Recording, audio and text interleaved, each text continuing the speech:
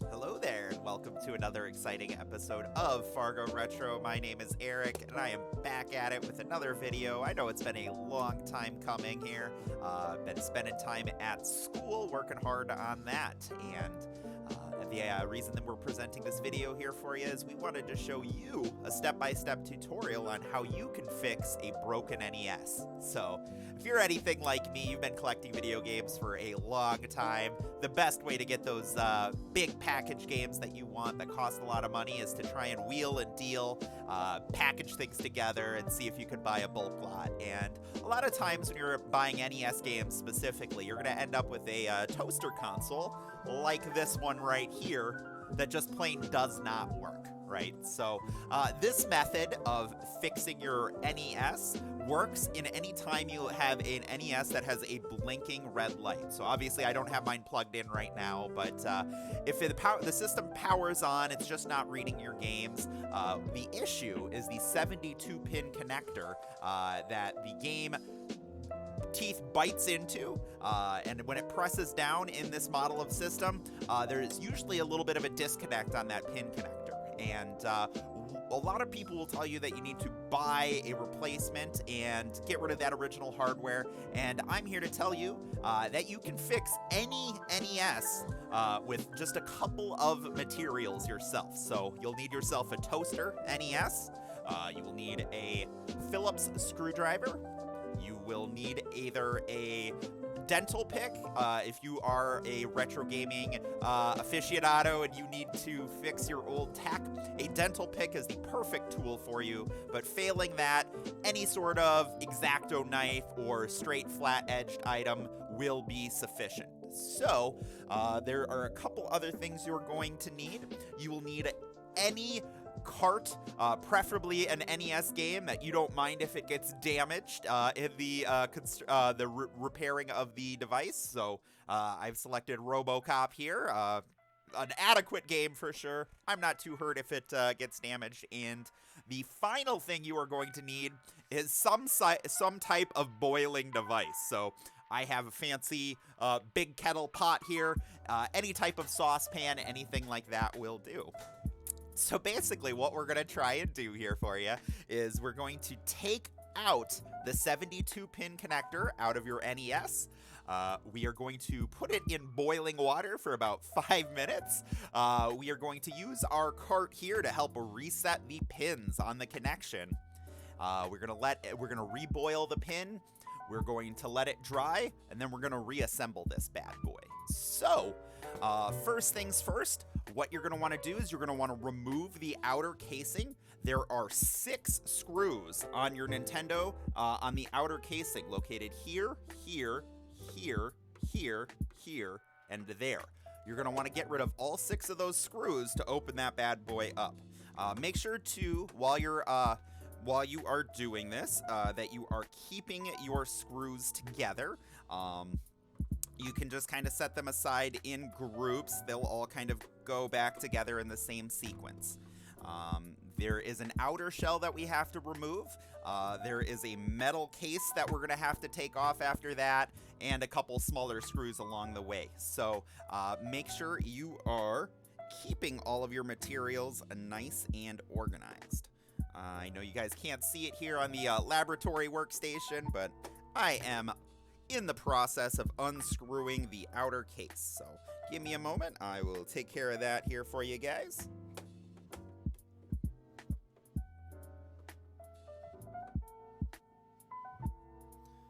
This will be where my excellent editing skills will help fill the time, I'm sure.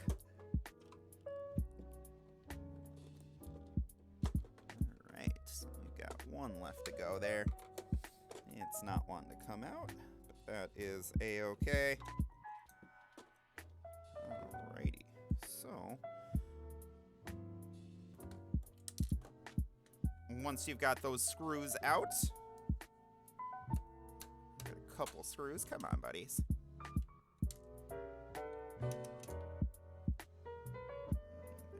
So that's 1, 2, 3, 4, 5, 6. Perfect, perfect. So once that step is taken care of, you've removed the outer plastic top here for you.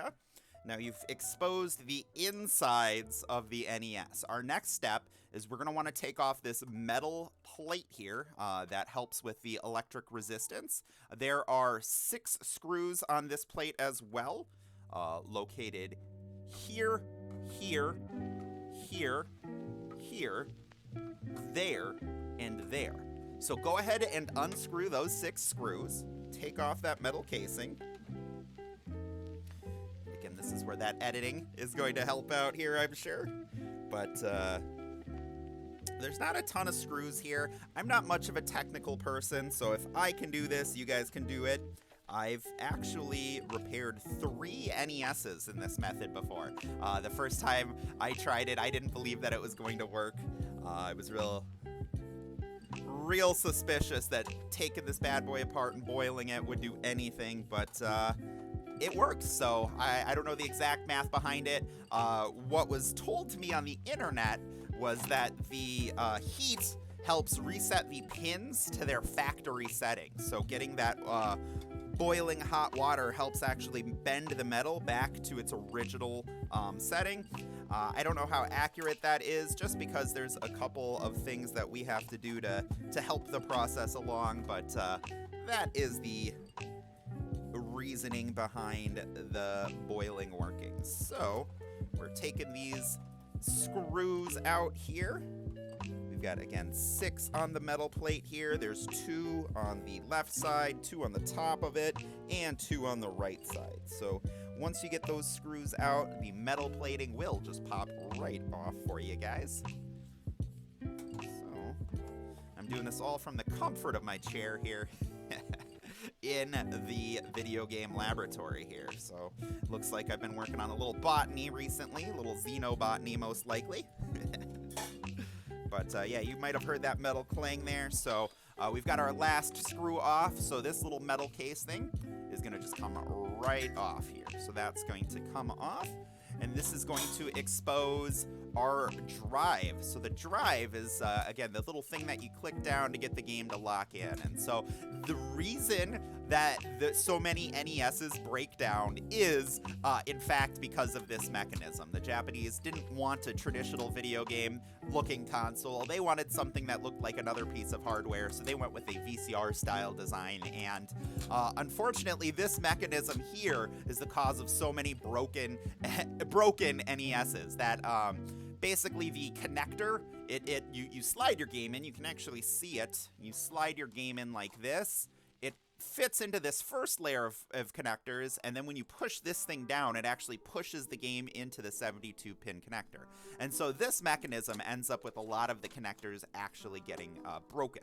So what we need to do next is we're going to need to remove our top-loading drive here. There are 6 screws on this, 1 on the bottom here on either side, and 2 at the top on either side here.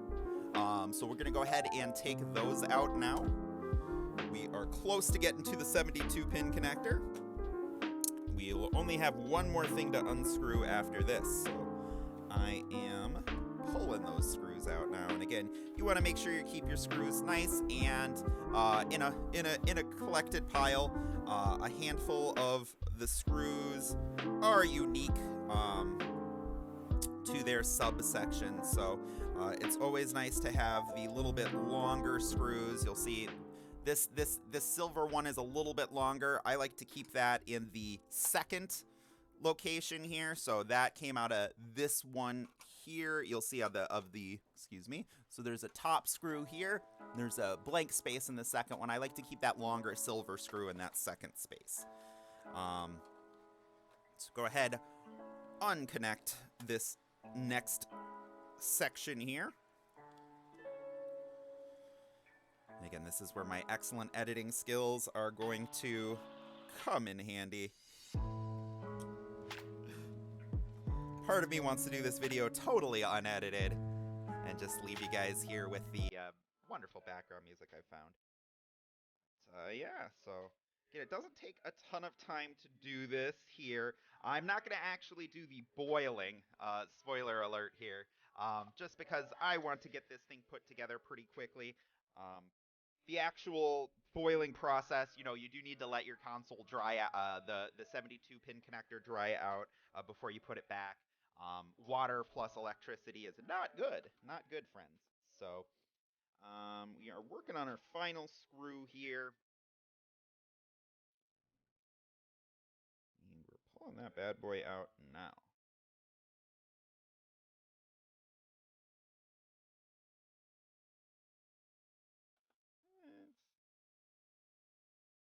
My magnetism is not quite working the way I need it to get this last screw out. There we go. All right, so once you've removed those 6 screws, the next thing for you to do is to unbolt the system from the base. So there are going to be 2 screws up near the power core that you're going to want to remove. There is 1 screw right here, another screw just past this little pillar in here. Once you pull those 2 screws out, the actual circuit board is going to release from the console. So we'll get those 2 going.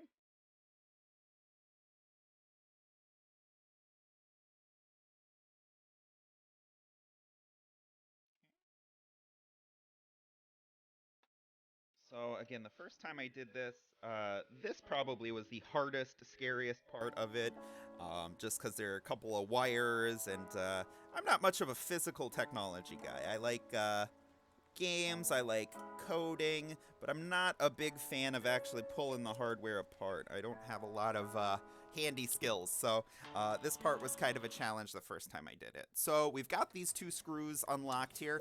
We're actually going to be able to pull the console's board up and out. Okay, so I recommend you don't need to take it too far. What we're trying to do is we're trying to pull off the board from the base here, and we want to get the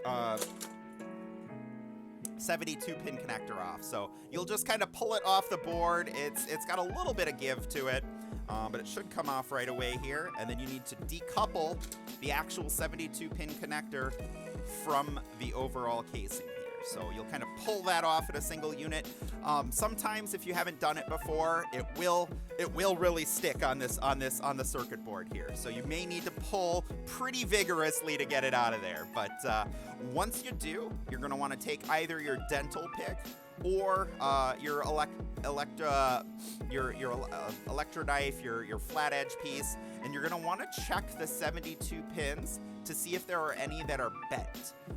Again, I've already done this on this console, so none of my pieces are actually going to be bent here. But you would just examine the teeth, see if the teeth are bent in anywhere. If they look like they're stuck in there, you want to use the dental tool or the exacto knife and just kind of pull them out just a little bit. You don't want to bend them. You don't want to be too difficult with them, but you can use your fine edge of the pick and just kind of pull out any of the bent or broken pieces.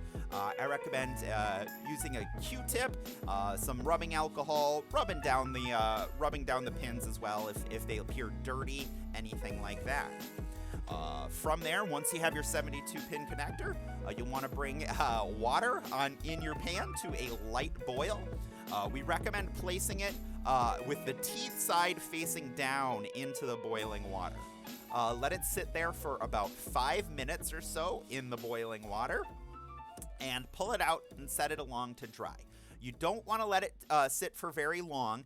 You want it to dry just enough that you can kind of hold it without the 72 pin connector being hot. Okay? From there, what you're going to want to do is you're going to want to use your cartridge and actually put it in to the 72 pin connector like such, where the sticking out part is where the game will actually feed into. And you'll want to do this several times, okay? So what this does is it helps the teeth of the 72 pin connector get acquainted to the size of the printed circuit board in the Nintendo cartridge and help it make that firm connection. So do this about 5, 10, 15, 20 times, whatever it starts to feel like it's getting in there and sticking good. Once you've done that, you're going to want to put this back in your boiling water with the teeth side face down for another 5 minutes or so. Again, the first 5 minutes helps it kind of get ready to get bent back into place. Using the cartridge helps actually put the pins into the correct position, and then reboiling it again will help those pins set.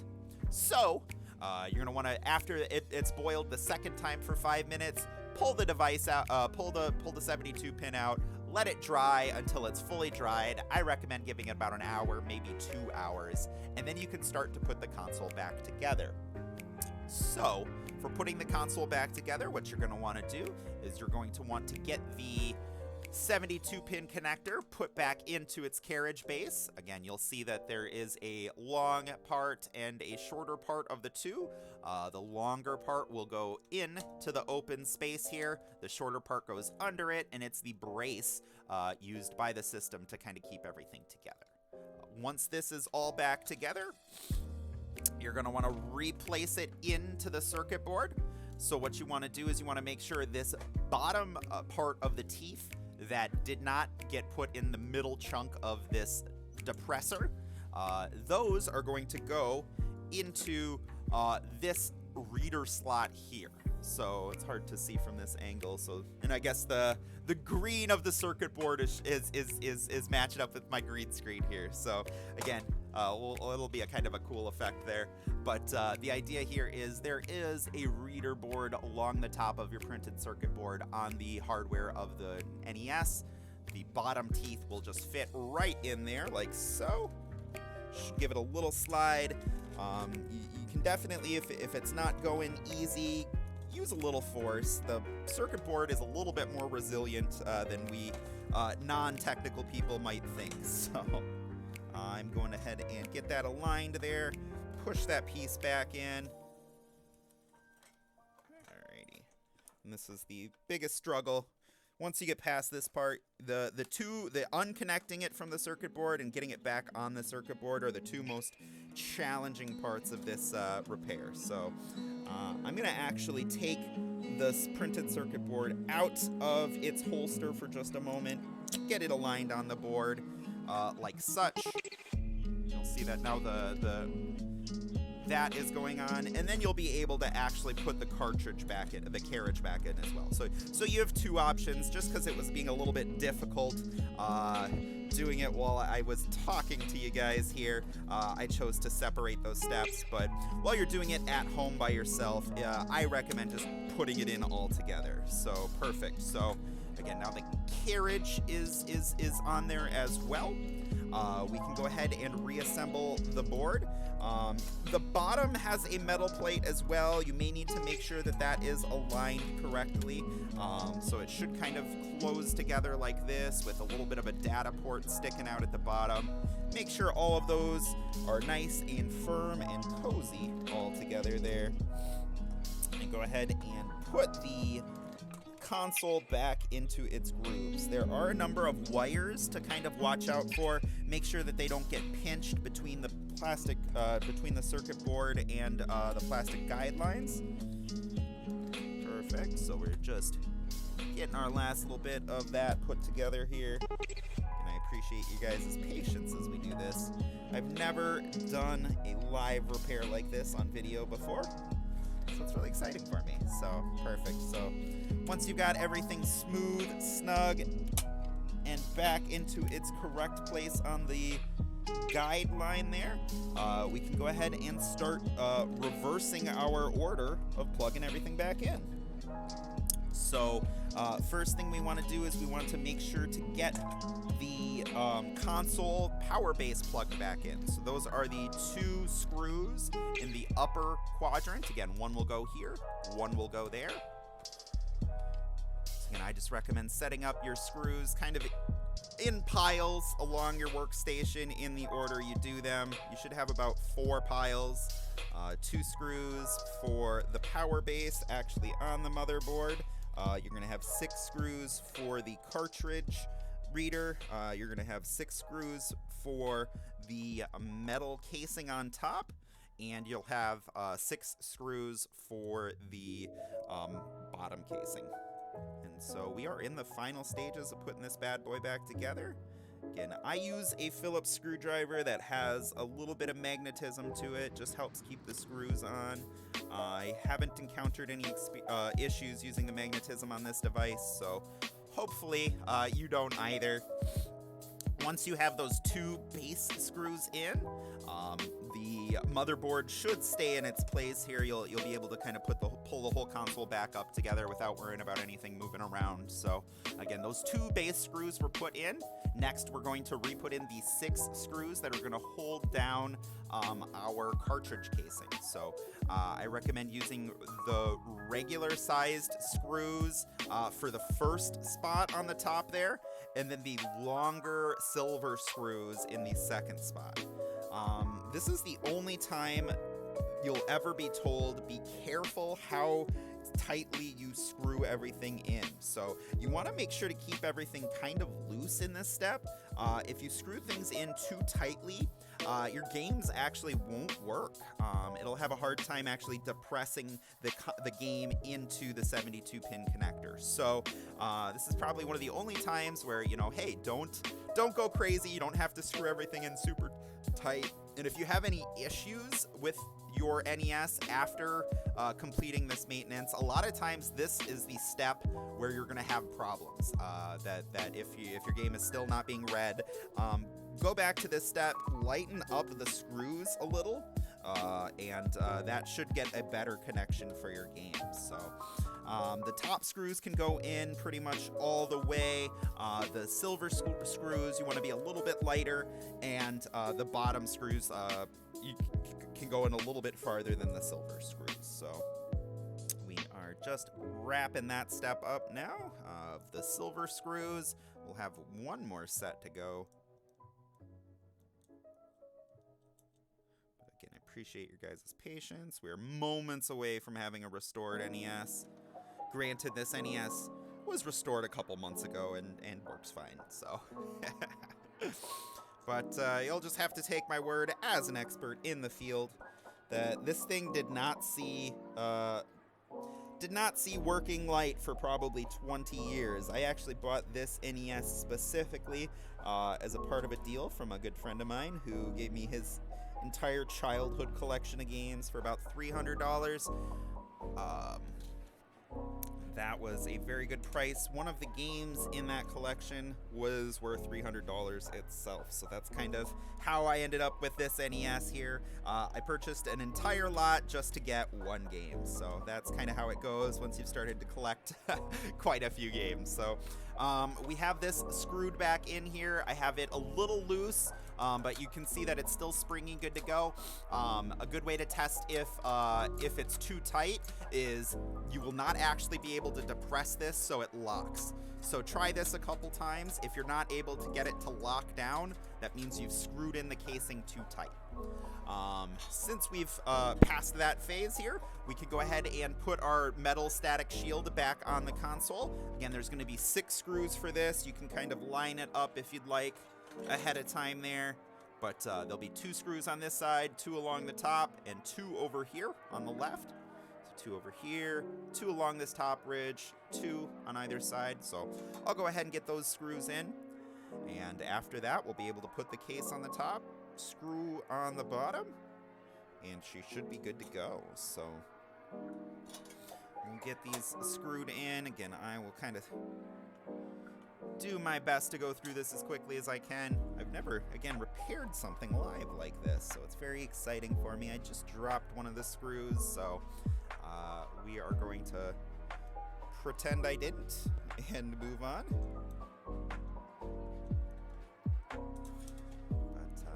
So again, you were just a few minutes away from having a totally repaired NES. If you haven't cleaned the inside too, while it's boiling on the stove, that is a good time to get some air duster, clean out, go ahead and just spray down the console, everything like that. Always give them a good clean. Who knows the next time you'll open one of these bad boys up, and they do collect dust very quickly. So, depending on the state of your console, you may need to spend a lot of time in the cleaning phase, or not a lot. So, there goes another one. Hands are getting sweaty. So, again, I'm not very good at technical stuff here. So, if I can do this, I promise you can too. our screws in place for the metal casing. Now you just take your top. It should slide right on in. There are a couple of teeth for it to catch in the back, so make sure it's aligned up with that gridding. Just push that down. Everything should hold tight and sealed. And then go ahead and replace again the 6 outer screws in the black circles there. So we'll go ahead and do that.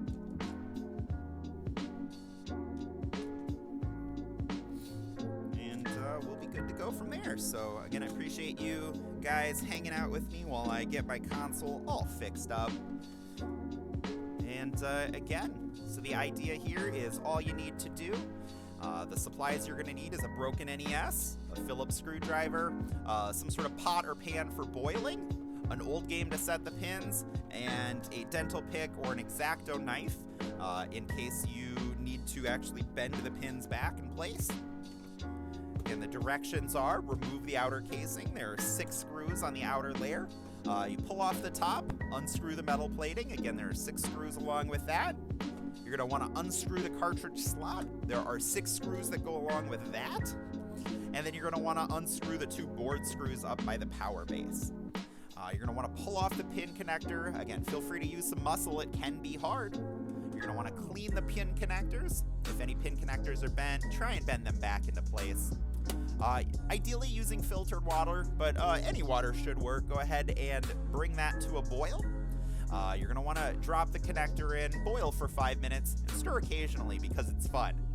You're going to want to use an old game to set the pins, so take it out after that first 5 minutes, let it dry enough that you can handle it, and go ahead and rapidly insert and remove the game.